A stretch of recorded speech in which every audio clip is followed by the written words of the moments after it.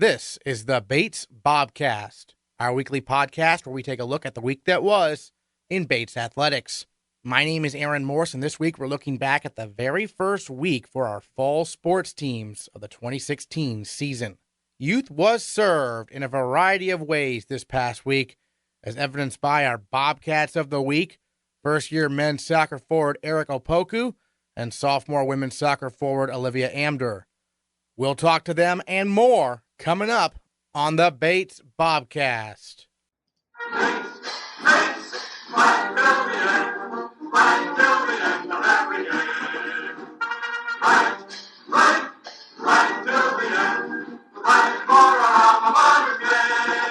The field hockey team went 2-0 this past week, defeating Worcester State in their season opener by a score of 4-0 on Tuesday, and knocking off Hamilton in their NESCAC opener by a final score of 4-3 on Saturday.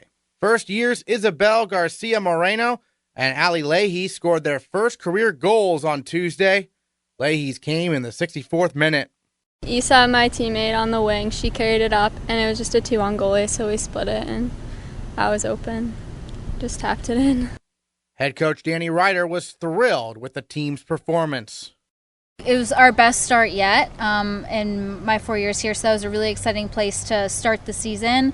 And what's nice is that we have just fine-tuning to do, and there's no big things that we're looking to fix right now. It's just some small details here and there, which is a great place to start your season. The routine opening day victory was followed by a 4-3 win on Saturday against the Continentals. Garcia Moreno tallied her second goal of the season. First-year Hannah McLean scored her first goal, as did first-year Grace Fitzgerald. With Bates up 3-2, sophomore Jessie Moriarty scored the eventual game-winning goal in the 59th minute. Hamilton scored in the 65th minute of action to cut the Bates lead to 1, but the Bobcats held on from there to earn their first win over the Continentals since 2012. The field hockey team is now 2-0 for the first time since 2006. Their next game will be a big challenge as they visit number 2 nationally ranked Bowdoin Wednesday at 7 o'clock. Last Tuesday also marked the first match of the year for the women's soccer team, and they came out strong with a 2-0 win over Maine Maritime. First-year Riley Turcotte scored the first goal of her career on a set piece from senior captain Allison Hill. What was going through Turcotte's mind as the ball approached her? Oh my God, don't mess up, but didn't, so it was good. Sophomore Olivia Amdur scored a goal of her own in the victory and followed that up with an assist Saturday against Hamilton in a tough 3-1 loss for the Bobcats. But Bates bounced back with an 8-0 win on Sunday over Southern Maine. Amdur tallied yet another goal and was one of 7 different Bates players to find the back of the net in the victory.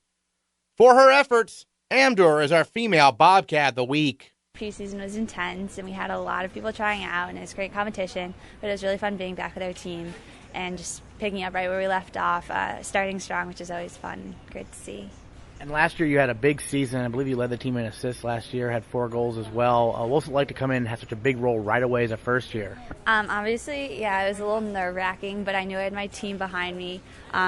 I had worked well with a lot of the returners last year, and I was just happy to be able to play with them again after being away from them for so long. But it was great with my team behind me. And what initially attracted you here to Bates? I get that question a lot just because I'm coming from so far away, but I'm not really sure. A few other people that graduated my high school came here, so it was definitely college, like my college counselor suggested it, and I just really liked the environment here and how friendly and like safe it is. I just loved it the minute I came here.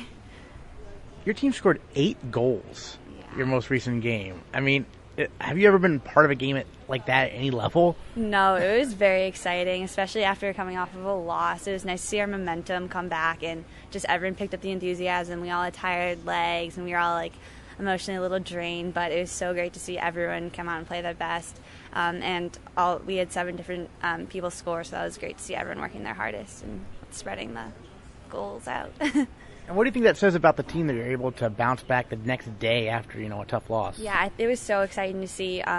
Obviously, Saturday was not our best game, but everyone worked the hardest. We knew what we had to get into, and I think it was more of a starting the season off. We just needed to kind of show ourselves that with the hard work, like we could do super well, and we just had to get that back in our head on Saturday night. And I think everyone did a great job, and everyone filled the roles that we needed to fill. So it was great. Was it a little tough playing a NESCAC game so early? I know that's a typical thing for Bates, but it can be kind of weird to jump right into conference play like that, right? Yeah, it was definitely different.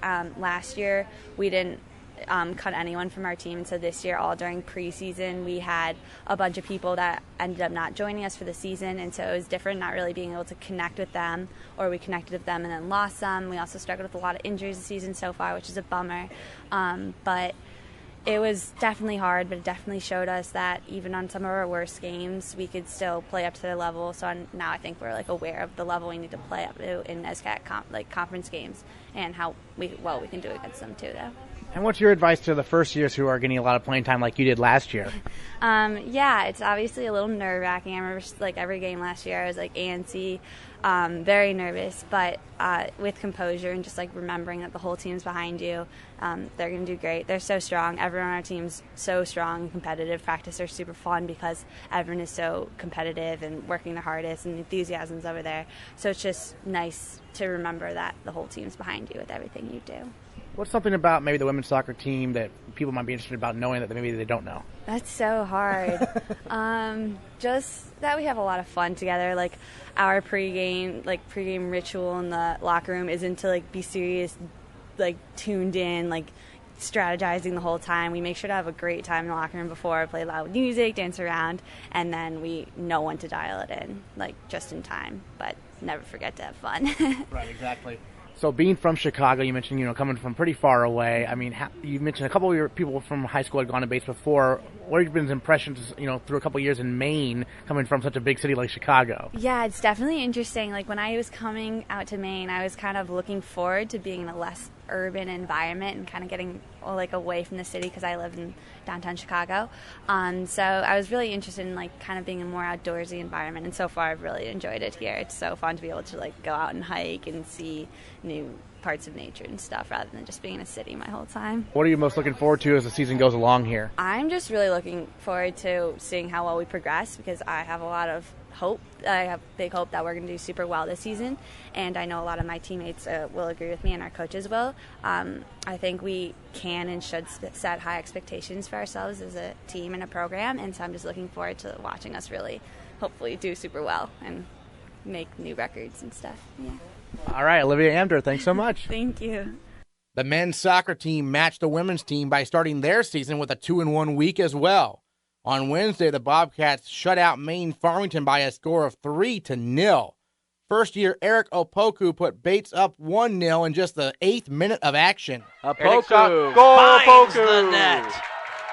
Tidy finish from the freshman, and he didn't take long to get off the mark. First shot, first goal. Can't hope for anything better for the Bobcats. Then early in the second half, Opoku did it again. Freshman from Elizabethtown, Pennsylvania has done a good job, but the freshman from Akron, Ghana has been better. His shot sneaks in!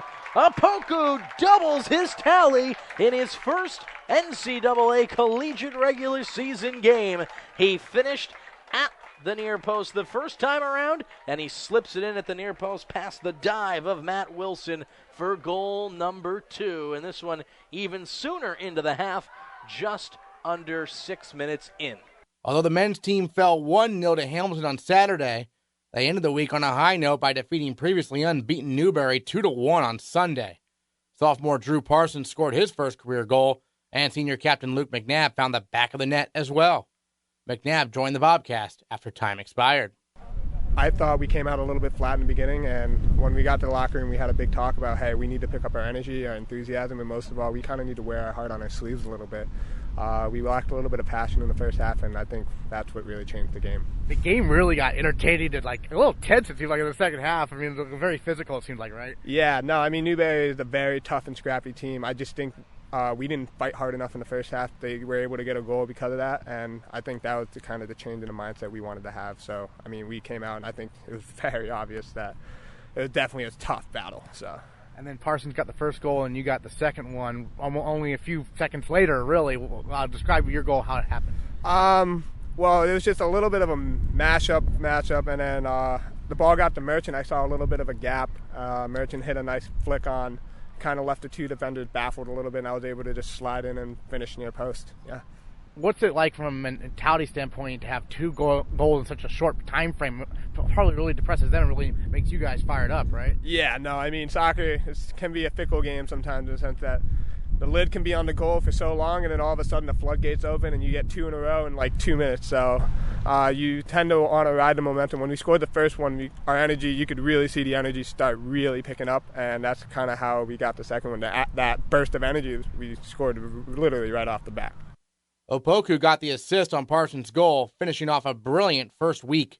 For his efforts, Opoku is our male Bobcat of the week. Eric, first of all, coming over a few years back from Ghana to the United States, you went to a school called the Right to Dream Academy in Ghana. What was that experience like? How did it set up for your trip here to America now where you've been playing for a few years? Right to Dream was basically, it's like a boarding school, but it balances academics and soccer as well.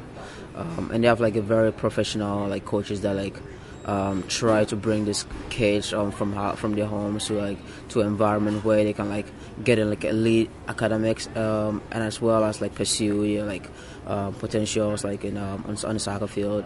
So that's why I got to Right to Dream. I had to try out.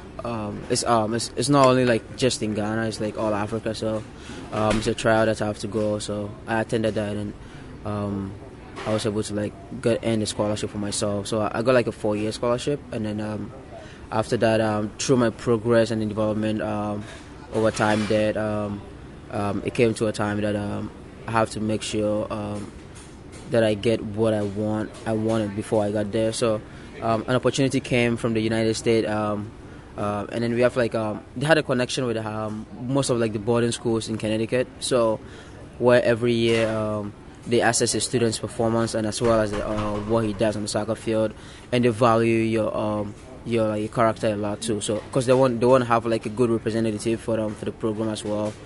So kids there are like more like well behaved, and then they train them really well. So I think I was able to they trusted me enough to to bring me to the US to represent the program. So that's how I got to go to Hotchkiss and spend 4 years there, and now I'm here.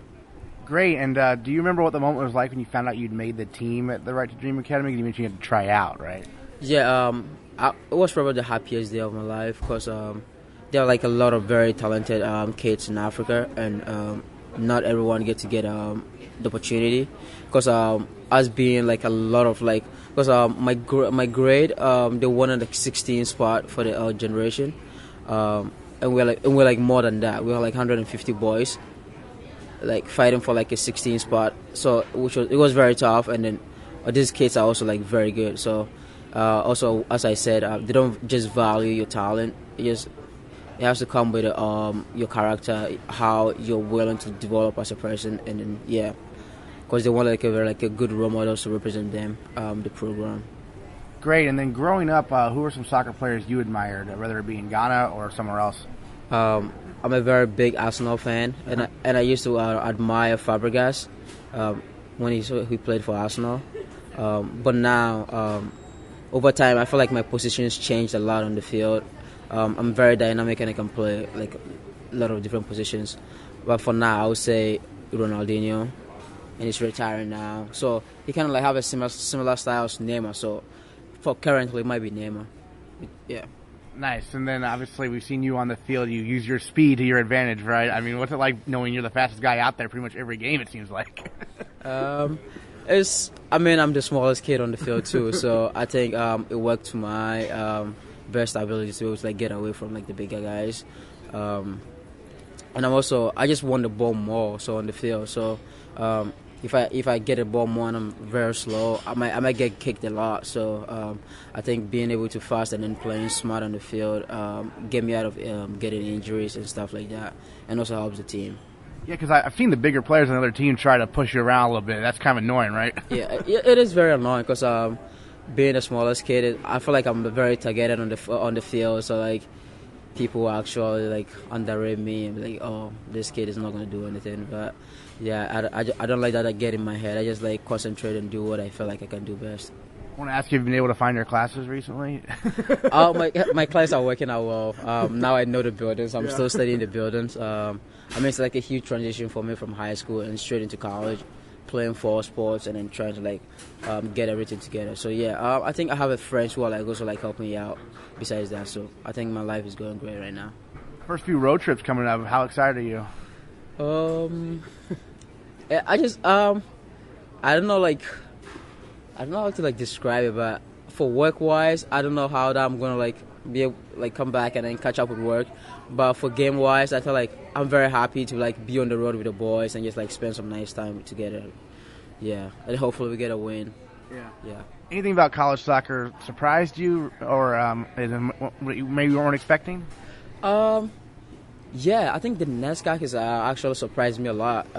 After my first game against Hamilton, I thought it was like very physical, and then there's like a lot of like backlash that I've heard back home about D3 soccer not being all that. But I feel like it's like a very high intensity, and it's like a very, very good game. And I can now that I experience, like I honestly like NESCAC is like probably one of the best D3 like leagues in the nation right now. And then people shouldn't really underestimate it because they have to experience before they can like say something out. Because I feel like it's it's like an elite place and people actually play well. Yeah. Absolutely. Well, Eric, thanks so much for joining us here on the Bates Bobcast. Appreciate it. Thank you. The Bates volleyball team went 1-3 over the weekend at the MIT Invitational. Early standouts include senior Chandler McGrath, who has 40 kills through 4 matches, and first-year Taylor Stafford Smith, who checks in with 31. We'll have a full preview on the Bobcast with head coach Melissa Duran before their home opener set for Wednesday, September 21st against Bowdoin. The cross-country teams and the golf teams each got their seasons underway this past weekend. First-year James Jones on the men's cross-country team took first place in the freshman-sophomore race at the Bates Colby Class Wave Races. And on the women's side, senior captain Jessica Wilson ran the fastest time of the day, winning the senior-sophomore race in 14 minutes, 41 seconds. The men's golf team saw 3 players finish in the top 25 at the Bowdoin Invitational over the weekend. Senior captain Alex Stecker and first-year Andrew Garcia-Bow shot identical 78s on Saturday and 79s on Sunday, tying for 18th place along the way with 2 other players. Junior Matt Marcus carded a 76 and an 82 to tie 3 others for 21st place. Meanwhile, the women's golf team fell to Bowdoin in match play on Saturday and stroke play on Sunday. Junior Kelly Wasserman led Bates in stroke play, shooting a 40 to finish 3rd overall. The golf teams look to take home the Maine State Championship this weekend in Leeds. Meanwhile, the cross-country teams host Southern Maine, Tufts, WPI, and Wellesley at Pineland Farms. The rest of our fall sports are on the road this upcoming week with some big NESCAC battles we will be tracking. For the complete schedule, visit athletics.bates.edu. We will recap it all next time on the Bates Bobcast.